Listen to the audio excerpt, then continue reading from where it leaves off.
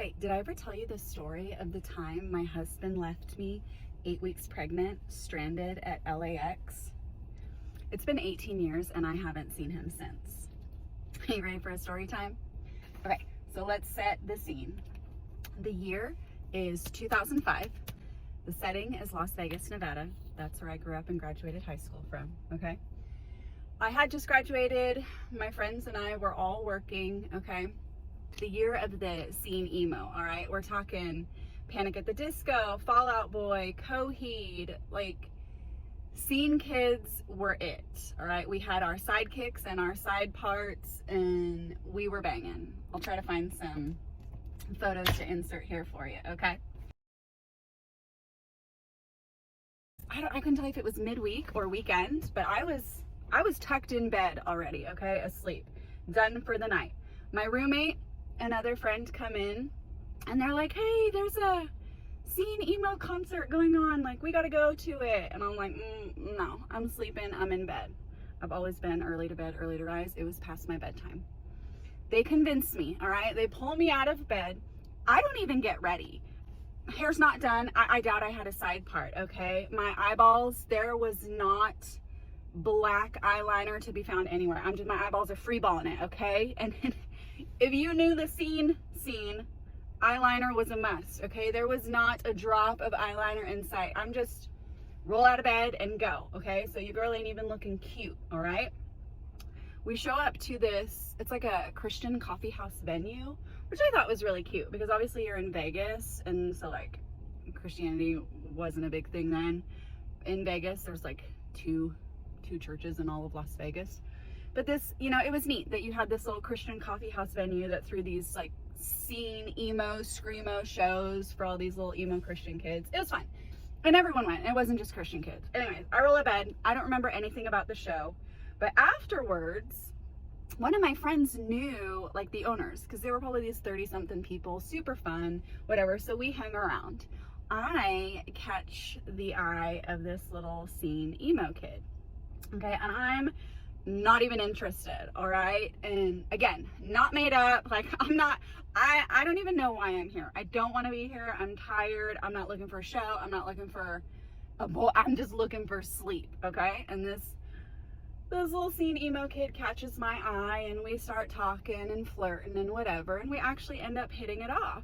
And bonus points, he's this little Christian boy too. And so at the time, I was a newly saved Christian girl. I grew up in like this atheist household or whatever, and I noticed in high school that all the cute boys were in Christian clubs. So I was like, I'm gonna join Christian club, okay? Yes.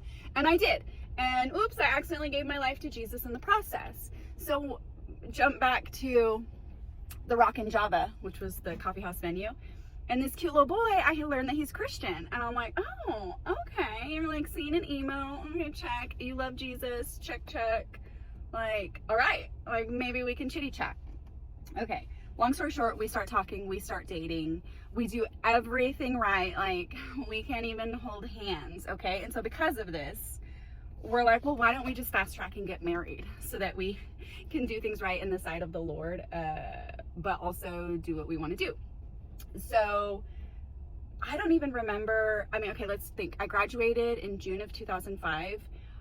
We were married in December of 2005. Like that's how fast it went, okay, for timelines here.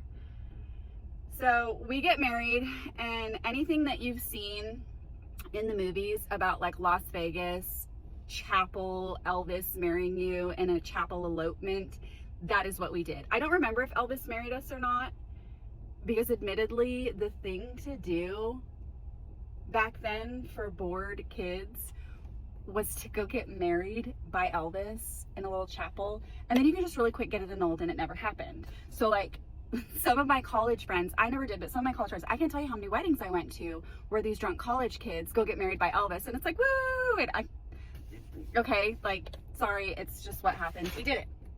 So I can't remember if my chapel wedding, if Elvis was the aficionado, I don't know.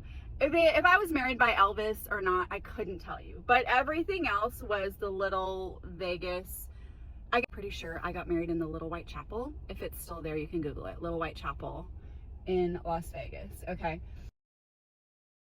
Anyways, we go do that. Hooray, we're married. We get an apartment.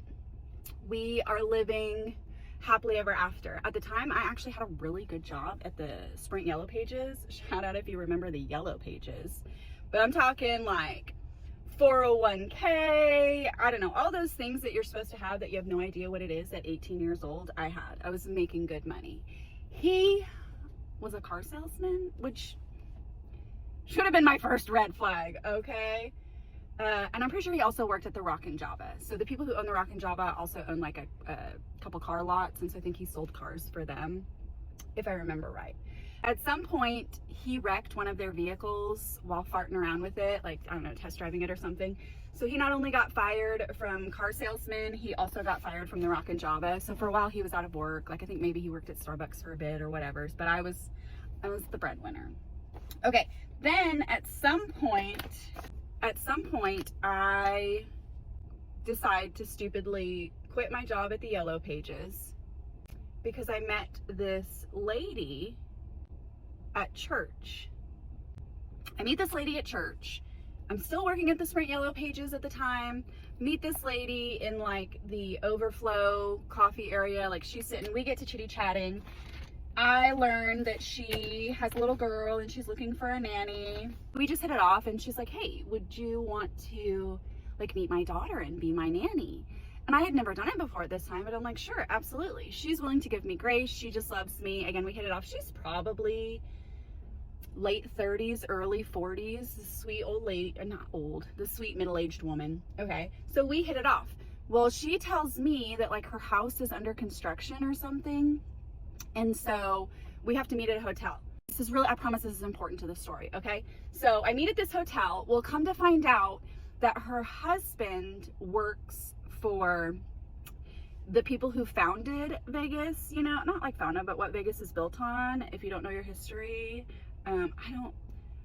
the mob, okay? Her husband works for the mob, and I don't know why her home was being built or worked on or whatever, but she was like staying from hotel to hotel. So she offers me the job. I'm like, great. Part of it is that like you will live in the hotel full time with them. And I'm like, okay. So my husband and I sell our apartment, move into this hotel. Well, they like moved hotels a lot. So we're basically hotel hopping. We put all of our belongings in storage, okay, so that I can live in these hotels full time with these people. We always had our own room, but I spent most of my time in the hotel rooms with the little girl. She was like 7 years old, sweet, loved her, great. Okay, I finally meet the husband, okay, which is like the picture of any mob character that you have ever met in your life. Like all right. We hit it off. He obviously learns that I have a husband. He wants to meet my husband and offer him some jobs. So we both are now employed by the mob, for the mob, I don't know. Okay, so my husband's job is to do like all these random side gigs. Well, these random side gigs land us in LA.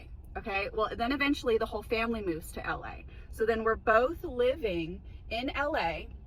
I'm living back and forth between the wife and the husband, because the husband has like this Chinese mail order bride that he's also impregnated, and they live in this beautiful mansion on the Trump golf course, and the wife is still living in hotels. I think eventually she gets a home. So I'm going back and forth. Well, then eventually the new Asian mail order bride falls in love with me, and she kind of steals me from the wife. Okay, so now I'm living on the Trump golf course in this huge mansion, and we're doing that. Well, then at some point, we have to move like in the middle of the night really fast. Like we just have to get out. So my boss homie, I'm not giving any names. I'm not. Anyways, he wakes us up in the middle of the night. He's like, pack a bag, get in the fucking car, get out of here. We gotta get out of here. We gotta go. And literally he talked like this. I'm not exaggerating. Okay. Like, so we pack a bag. I hop in the car with the children. He hops in the car with my husband and mail order bride, and we are driving hours in one direction, and then we U-turn and drive hours in another direction, and then we just turn and drive for I don't know how long. Okay, so then we stay in some hotels, okay, and we're moving around. Then at the same time, I find out that I'm 8 weeks pregnant. Okay, or not 8 weeks. I find out that I'm pregnant. All right. And so Mr. Mob Boss Man is like, this is fine, this is great, this is not a big deal. We have so many homes, like you can be a live-in nanny, take care of whatever, blah, blah, blah. Well, I think in all of the, like some time goes by, because I found out pretty early that I was pregnant, and we are now hotel hopping. Somehow we end up in like the Rodeo Drive area in hotels. And so we're staying at like, you know, a week, and then we move hotels, a week, and then we move hotels, always under a different name. I'm pretty sure we were running from the FBI or like Popos or something, because we always gave different names checking into the hotels and stuff. Some weeks go by and we're still dealing with all of this, and Mr. Mob Man brings my husband and I in one day, and he's like, listen, I love you guys with everything I got going on. Like, I really got to focus on keeping my family safe, and I'm going to let you go because I don't want to bring you and your baby in on this and whatever's going on. Here's a large chunk of cash. I bought your plane tickets. You're out today. The driver will drive you to the airport. Have a nice life. Lose my number. And we're like, great, got it. This has been awesome. You'll never hear from me again. Like, thanks for the opportunity. Hop in the car. Driver takes us to the airport. We get there. I go to get my bags and hop out. And my husband is like, I'm not coming. And I'm like, what? We are in the car outside of departure drop-offs. I've got just one little bag with me because that's been our life. And I'm like, 8 weeks pregnant, first child. This has always been my dream. Excuse me? You're not what? I'm not coming. Like, goodbye. I want to stay. This is a great opportunity. I make really good money with homie. Like, I'm going to stay and I'm going to continue to work for him. And I don't know what you're going to do with your life, but goodbye. So I get out of the car. Driver hands me my other bag. I got a carry-on and a suitcase. I think I didn't have a suitcase. I only had a carry-on. That's it. They pull off and there I am. 8 weeks pregnant. I can tell you, I was wearing sweatpants and a white long sleeve shirt. And that was that. And I had no idea what to do. Because keep in mind, I moved out at the ripe old age of 14. I have been on my own at 14. So I've been no contact with all of my family since the age of 14. So I've got no one. My husband is my only, aside from like some friends. And so I'm like frantically calling friends. I call my mom and she's like, yeah, you can move back with me if you have an abortion. I'm gonna have to do a part 2. This is gonna have to be a part 2. Sorry to leave you hanging.